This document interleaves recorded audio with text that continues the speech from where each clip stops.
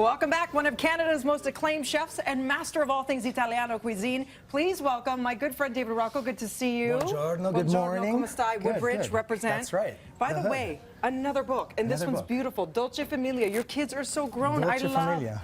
Yeah. So recipes from your travels. Travels, also celebrating all the Italian families that really are the gatekeepers of tradition, Italian tradition around the world. Okay, so let's get started. We're making pasta with a twist. So what inspired? What region of Italy inspired this dish? Well, this is kind of a mix. This is kind of one that we make at home. Now, I'm a lucky guy. Aside from my travels, I'm also the spokesperson for Barilla, so I get to eat lots of pasta. Okay. And you know, you always have. I don't know where you put it all. Well, you know, a lot of running, I guess. Okay, so we have. This is a quick recipe.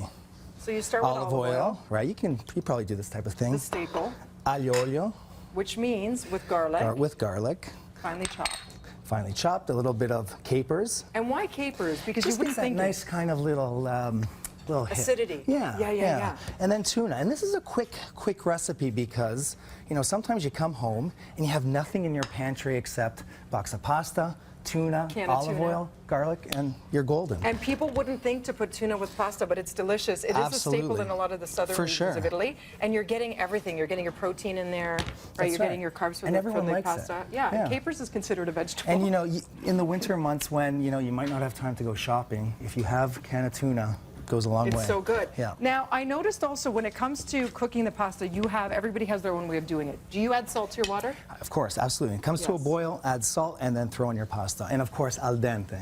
And then you finish cooking the pasta pre-al dente. So you take it out of the water and you finish cooking it in the sauce. Because it's going to be exposed to more heat. Well, so you know, so the starches come out. Well, if the box says 8 minutes, take it out at 7 and finish cooking it in the sauce. Or even 6 if you like it super. Well, yeah, but then you're cooking it a lot in the sauce. Okay, so I added some parsley. Fresh parsley, can't go wrong. And look at all the smell. And even in the winter, something like that, it's just so comforting. Absolutely. And the fresh parsley reminds you of summer. It's perfect. Absolutely. A little bit of vino. White wine. Not bad, 8:30 in the morning. And that's optional. And if you don't want to add wine, a little bit of your pasta water. Okay, so why is this trick so crucial? All nice starches in there, and that thickens up the sauce.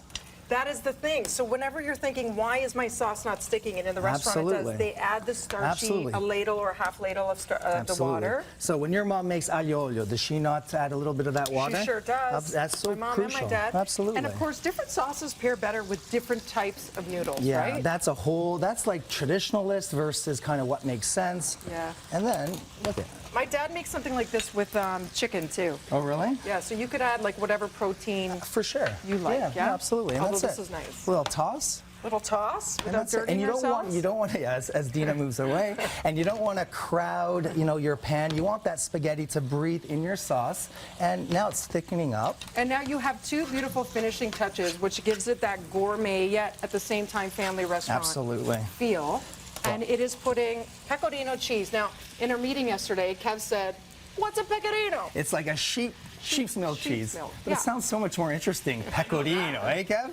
You know that now, Kev, right? So this is what it looks like. It sort of looks like a provolone. It's very aged, tons of tangy flavor. It's much sharper than Parmigiano. So I'm just finishing up. I'm letting it kind of, all the liquid kind of reduce. Yes. It's more or less done. And now we're going to add. Take us through it, Chef. While you do the finishing touches, we're going to tell you how to get it at David Rocco's Vita. Also to pick up this book. It's called Dolce Famiglia. Go to our website, breakfasttelevision.ca. It's so easy to make, which is what I love about your recipes. Thank you. Delicious. Love to the family. Thank you. Right now, we're going to take a quick break. More BT right after this.